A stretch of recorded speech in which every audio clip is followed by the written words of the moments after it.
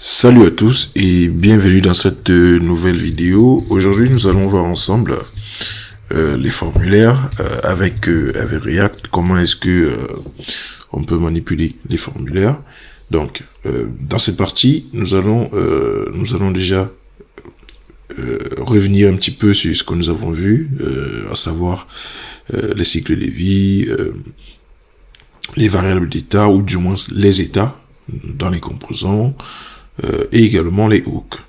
Donc, d'entrée de jeu, ce qu'on va faire, c'est qu'on va revenir, on peut toujours créer un nouveau projet, mais on va rester sur le projet Hello World. Ce qu'on va faire, c'est qu'on va créer un formulaire. Donc, on peut décider de créer un composant, voilà. Donc, on va créer un nouveau fichier qu'on va appeler forms. Ok, on va appeler forms.js. Donc, ce sera notre composant en nous, voilà. Donc, à ce niveau, on va faire un EFC. Donc là, c'est pour créer un composant de fonction, voilà, un composant fonctionnel, autant pour moi. On va appeler, voilà, form. Ok. Au niveau du return, on n'oublie pas de créer ici, à ce niveau, de créer une div. Par la suite, on va, bien sûr, on va se créer un petit texte. Donc, on va appeler ici les formulaires avec React. Ok. Et alors là, on va fermer ces onglets. Allez, hop, hop. Ok. Donc là, on va revenir au niveau de la PPJS. On va importer, voilà, on va importer notre formulaire. Donc,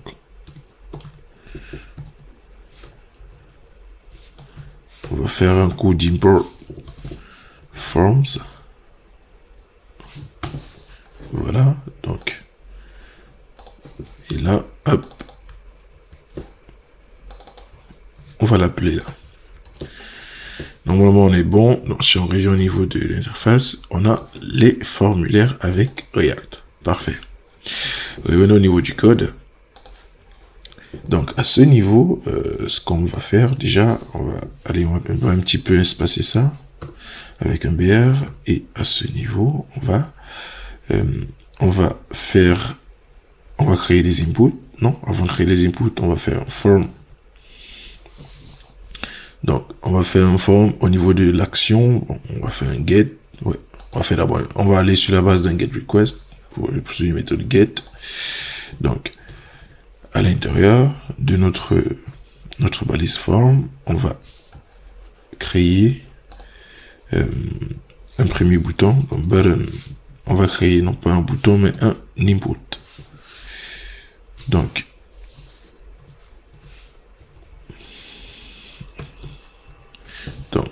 on va créer un input type texte. Un input de type texte, parfait. Donc, le nom, on va l'appeler nom. Voilà. On va dire non. On va l'appeler username, nom d'utilisateur. Et on va également créer un deuxième input. Donc, input du type password.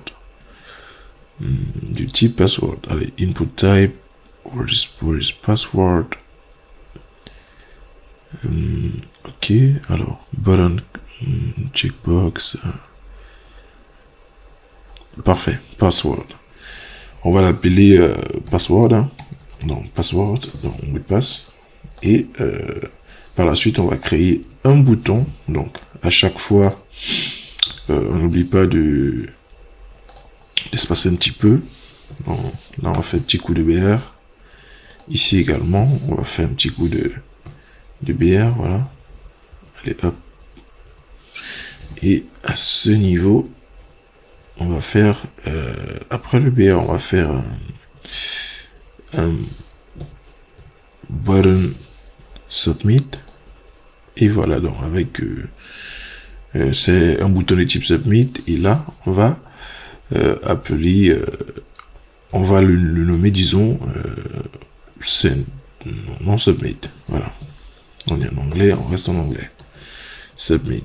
Donc, je crois que si on vient au niveau de notre interface, normalement, on a quelque chose qui doit ressembler à ceci. Parfait. Donc, si on revient un petit peu au niveau de... Si on revient... Alors, là, je crois que je vais te retirer. Donc, pour avoir une bonne mise en forme, ok, c'est déjà mieux. Si on revient au niveau de notre code et que on importe notre CSS, donc si on importe notre hook, c'est bien ça, non, c'est notre button, c'est pour appliquer un style à nos boutons. On va juste appeler le CSS, on va juste importer autant que moi. Donc normalement, si on revient au niveau du code, voilà, le bouton il est quand même présentable. Alors par la suite, concrètement, nous avons appris, nous savons déjà, vu la structure des composants, nous savons où exactement placer le code pour un formulaire. Si on veut rajouter des champs, on peut toujours rajouter des inputs, des cases à cocher, des checkbox, et ainsi de suite. Maintenant, dans l'élaboration, dans le développement de nos applications futures, nous aurons toujours besoin d'un formulaire pour peut-être collecter les données d'un utilisateur, ou du moins pour pouvoir, au-delà de collecter, on doit être capable de pouvoir recevoir les requêtes clients, donc les requêtes à partir de l'interface. Donc, dans cette première partie, ce que nous allons faire ensemble, c'est de mettre en place un petit formulaire d'en être exactement ce que l'on vient de faire. Donc là, on a on a deux inputs, on a un bouton submit, c'est déjà bon, et le challenge, ce sera de pouvoir récupérer les données qui sont rentrées dans ces cases à coche, dans ces inputs, autant pour moi pendant les cases à coche. Donc l'idée étant, l'objectif dans le défi, le challenge, va être de récupérer tout ce qui va être saisi à cet endroit et d'afficher tout cela au niveau de la console.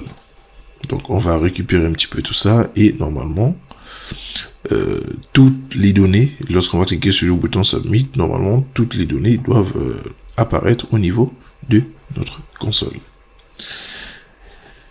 Alors, avant de commencer, nous avons déjà besoin, donc cela va nous permettre, comme je disais tantôt, de revenir un petit peu sur ce qu'on a déjà vu, de revoir de revenir un petit peu encore sur les cycles de vie, les hooks, etc.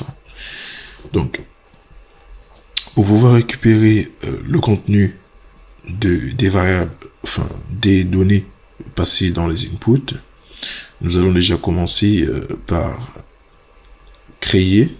On va déjà commencer par créer des variables d'état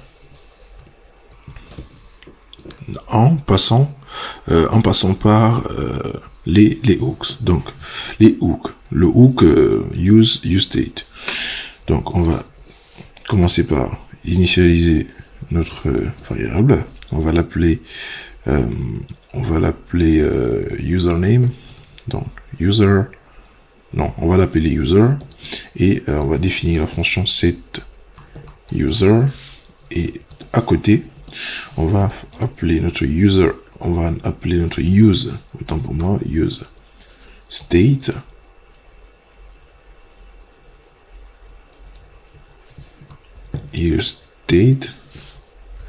alors hop, et à l'intérieur on ne va rien définir. Donc normalement si l'on revient au niveau de notre input, donc on a l'input type, là on a l'ID, bon enfin on n'aura pas, si on était en JavaScript, pour récupérer le contenu passé un paramètre au niveau de l'input, on aurait juste fait un document get by ID, et ça aurait été, on aurait résolu le truc, mais avec React, c'était presque pas ça, du moins ce n'est pas le même procédé. Donc à ce niveau, on va déjà déclarer, on va rajouter un nouveau paramètre qui est value, donc, et à cet endroit, on va rentrer le username, le user, non pas le username, le user, ok. Il en va de même au niveau du password, donc on va, à la place de l'ID, on va dire que la valeur à cet endroit, c'est le password. Donc on va également créer une autre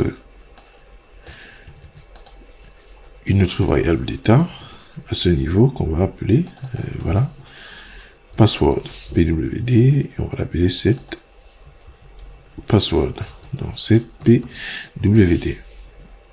Ok, on va l'appeler password. Parfait. Alors, si vous vous rappelez un petit peu des vidéos que nous avons fait précédemment et tout, de ce qu'on a parlé, vous vous rendez compte, normalement, pas normalement, mais généralement, lorsqu'on a eu à utiliser le hook useState, c'était pour afficher le contenu de la variable d'état contenu dans le composant.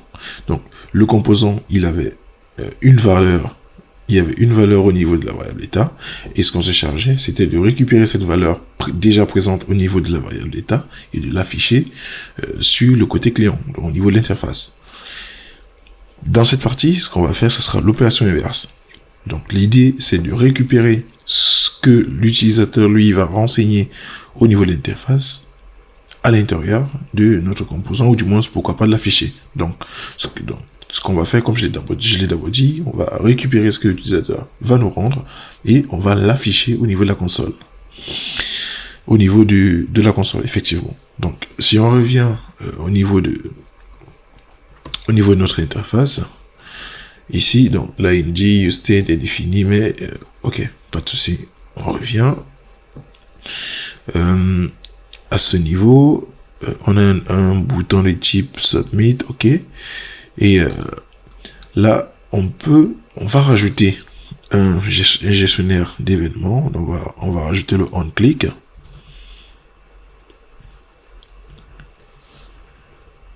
On va rajouter le onClick. Alors, normalement, ça doit me proposer quelque chose. Ok, tout est ok. Donc, à ce niveau, ce sont ces méthodes qui ne sont pas du tout appelées. C'est pour ça qu'il râle. Ok.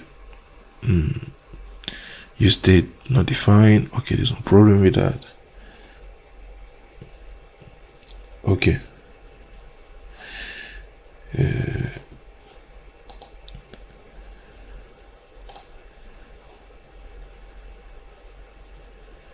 Ok. But that's normal. Alors, je crois que ça n'a pas importé automatiquement, du coup, on est obligé de faire on va importer avec les composants, et à ce niveau, on va dire useState. Donc là, on va faire un useState, normalement. Ok. Donc, à ce niveau, comme je disais tantôt, ce qu'on va essayer de faire, c'est voilà, de faire un onClick. Donc, ça, c'est notre gestionnaire d'événements. Et on va créer une fonction qu'on va appeler, voilà, la fonction submit. Ouais, on va appeler afficher. Voilà, on va appeler cette fonction afficher. Donc là, on vient à ce niveau déjà. Hop. Et on va créer notre fonction afficher, voilà, et hop,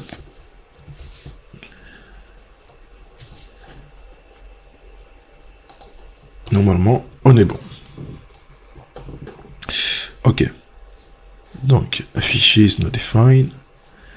Ok, à la ligne 29. Ok. Oh, that's not the same thing. Thank you. Ok. Donc, à ce niveau, qu'est-ce qu'il y a lieu de faire? Ce que nous allons déjà continuer par faire, c'est, si nous revenons au niveau, voilà, il y a un élément qu'on doit regarder. Si on revient au niveau de notre interface, on va se rendre compte que, même si on écrit, là, vous écoutez bien le son du clavier, il n'y a rien qui apparaît. Donc, rien n'apparaît, bah, tout simplement parce que, vu la façon dont le code est écrit, l'interface s'attend à afficher quelque chose. Donc, il attend un élément qui doit être retourné. Du coup, il est impossible carrément d'écrire sur un endroit qui est préparé à afficher. Voilà, ça c'est d'un point de vue logique, c'est ça. Donc, si on revient au niveau de notre code, au niveau de la valeur, donc à ce niveau, au niveau des inputs, on va devoir faire également appel à un autre gestionnaire d'événements. Celui-ci, au-delà d'écouter l'interface, enfin, celui-ci ne sera pas en charge d'écouter l'interface, mais celui-ci sera en charge de capturer un élément à un endroit précis. Donc on va appeler le onChange. Donc le onChange, voilà, lui, son taf à lui, ce sera de se dire, ok, dans cet input, il y a quelque chose qui doit être passé en paramètre et il faut que je l'écoute. Alors, là, il y a une façon très précise de l'initialiser. Déjà, nous avons vu dans les vidéos précédentes les variables fléchées, les fonctions fléchées. Donc, c'est typiquement le même principe. Là, on va poursuivre avec le E, mis pour event. On va faire event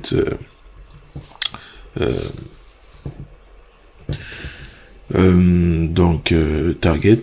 Le tout étant, alors, avant de ramener le target, on n'oublie pas de mentionner que on fait appel ici à la fonction set, non pas password, mais set user, parce que, bien sûr, le contenu de cette fonction va devoir changer et au niveau de la valeur, donc ça sera 1. On va au niveau de la valeur, ou du moins au niveau de l'élément qui sera modifié, donc c'est bien sûr la variable user, parce que à ce niveau, qu'est-ce qui va se passer lorsqu'on applique cet écouteur, ce gestionnaire d'événements?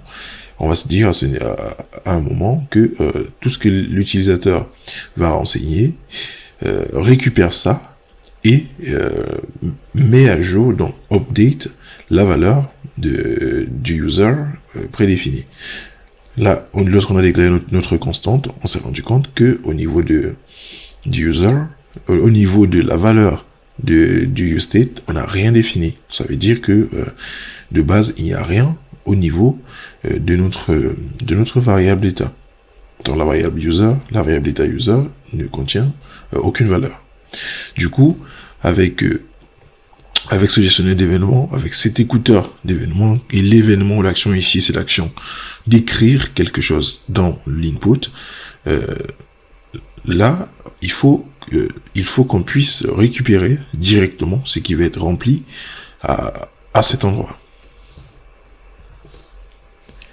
Donc, E target, on va nous faire target, là, on n'oublie pas le E, voilà, pour event, so, target dot value, voilà, pour dire que voilà, la valeur qui sera renseignée à ce niveau, j'aimerais que, voilà, tu l'écoutes, ou du moins que tu prêtes attention à ça, et j'aimerais également qu'il puisse être affiché. entre autres. Si on revient au niveau de notre code, normalement, si on écrit, là vous remarquez qu'il y a de la donnée qui apparaît maintenant. Donc, il y a quelque chose dans la hero code. Voilà, tout est OK. Par contre, si on n'avait pas renseigné ce petit bout de code, ou du moins si on n'avait pas réadapté, disons comme ça, ce code, normalement, à l'endroit de cet input, lorsqu'on écrit value equal user, l'interpréteur, du moins le compilateur, s'attend à recevoir une valeur de la part, une valeur de notre variable d'état. Donc, on va faire plus ou moins la même chose également au niveau du password. OK. Donc, hop, on va copier ça. Donc, jusque là. Allez. Let's copy all of this. Parfait. Et on arrive ici. Hop, on colle. Donc, à ce niveau, donc on va faire un set password. Voilà. Et OK. Normalement, on est bon. Donc, comme je disais, si on revient au niveau de notre interface, si on écrit également le password, on a bon. Donc, nos deux entrées, nos deux inputs sont déjà en mesure de recevoir la donnée. Et au regard de notre code, si on revient un petit peu sur le code, on va se rendre compte que les données qui sont remplies par l'utilisateur sont déjà peuvent déjà être capturées, voilà, peuvent déjà être capturées. Donc c'est pour event target value, donc essaie d'écouter l'événement, la valeur de l'événement, entre guillemets, voilà, s'il faut traduire, et cette valeur-là est stockée au niveau du set user, sachant que ce set user a pour fonction d'update, du moins de mettre à jour la variable d'état user, donc set user. Donc techniquement, on a déjà le contenu de ce que l'on cherche. Alors, à ce niveau, on peut décider simplement de faire un alert. Donc, on peut faire un alert. On peut faire un alert de user, par exemple. Et normalement, si on revient à ce niveau et que on écrit au niveau du user, on écrit hero code et on submit, là, on a hero code. Ça, c'est un alert. Donc, ce qui est rentré au niveau du formulaire, au niveau de notre formulaire, est déjà récupérable et on peut l'afficher. Ça, c'est déjà parfait. Donc, on va également faire la même chose, par exemple, avec notre code, avec le password, autant pour moi, avec le password, parfait. Donc, si on revient à ce niveau, on fait alert de password pwd.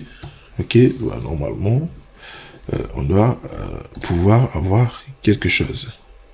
Donc, là, on a le password, et avant, on avait la valeur d'entrée. Donc, tantôt, hero code, et au niveau du mot de passe, 1, 2, 3, 4, 5. Parfait. Donc là, on a l'input, enfin, on a le username, et là, on a le mot de passe. Donc, non, jamais pas du tout. Donc, là, présentement, nous avons des alertes, et comme je l'ai dit tantôt, l'idée, c'est vraiment qu'à terme, on puisse avoir un rendu au niveau de la console, et un objet de préférence. Donc, pour ce faire, ce qu'on va faire, allez, j'affiche ça, hop, comme ça. Alors, parfait. Donc, à ce niveau, la console. OK. Donc, si on revient au niveau de notre code, alors, à ce niveau, on peut décider, donc, à la place de faire des alertes, on peut décider de déclarer une variable. Donc, soit on peut faire un let, on va appeler notre variable data. On va l'appeler data. Et à l'intérieur, on va définir les clés et les valeurs attachées. Donc on a ici le username, disons username, voilà. Et à ça, on a le user. Donc, on met la virgule. Après le username, on a le password. Et par la suite, je crois, on a le PWD. Voilà. Donc, par la suite, on peut arriver à ce niveau et faire un coup de console.log. Et le console log de data. Parfait. Donc, à ce niveau, on n'oublie pas de renseigner un petit peu pour avoir quelque chose de propre. On n'oublie pas de mentionner l'event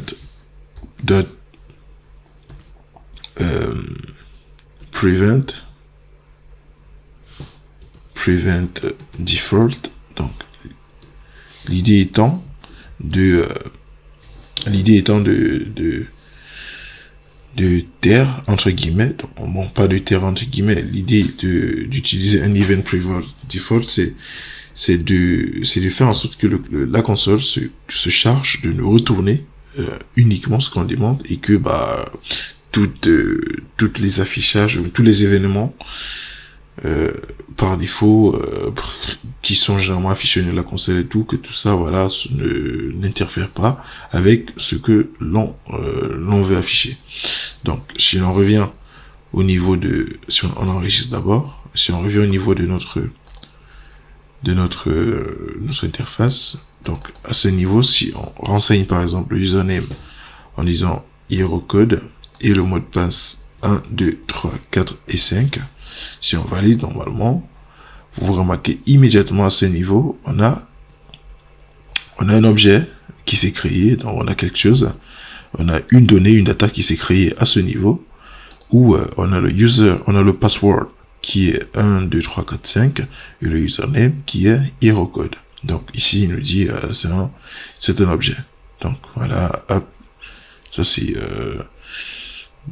des trucs associés, donc c'est interminable. Alors, donc nous arrivons au terme de cette vidéo. Donc cette vidéo où il était question de manipuler les formulaires avec React. Donc là nous avons fait un petit formulaire à 2 inputs où il était question de récupérer la donnée et tout, d'utiliser surtout les notions qu'on a vues précédemment, les hooks et les variables d'état, les states, voilà, autrement dit. Et je vous donne rendez-vous dans la prochaine vidéo où nous allons faire notre deuxième projet. Donc dans la vidéo précédente, dans la vidéo suivante, autant pour moi, nous ferons un deuxième projet React pour essayer voilà de consolider un petit peu tout ce que voilà nous avons vu tout au long, enfin pas tout au long, tout ce que nous avons vu dans les vidéos précédentes. Sur ce, je vous dis à bientôt, portez-vous bien et on se donne rendez-vous dans la prochaine vidéo. Ciao.